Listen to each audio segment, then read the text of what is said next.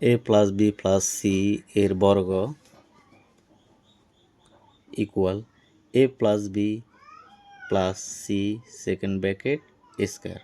অর্থাৎ তিনটা রাশি যেহেতু দেওয়া আছে, এটাকে দুইটা রাশিকে আমরা পাশ ব্র্যাকেটের ভিতরে নিয়ে নিছি আর প্লাস সি লিখছি, এরপরে স্কোয়ার লিখছি। এখন প্রথম যে দুইটা রাশিকে একটা পাশ ব্র্যাকেটের মধ্যে নিয়েছি, এটাকে এ এবং সিটাকে যদি আমরা বি ধরি তাহলে হচ্ছে এ প্লাস বি হোল স্কোয়ার। এ প্লাস বি হোল স্কোয়ারের সূত্রটা আমরা সবাই জানি, এটা হচ্ছে এ square plus 2 A B plus B square.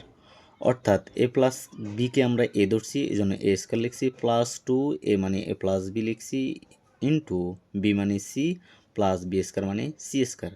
That means A square plus 2ab plus B স্কোয়ারের আমরা সূত্রটা ব্যবহার করেছি।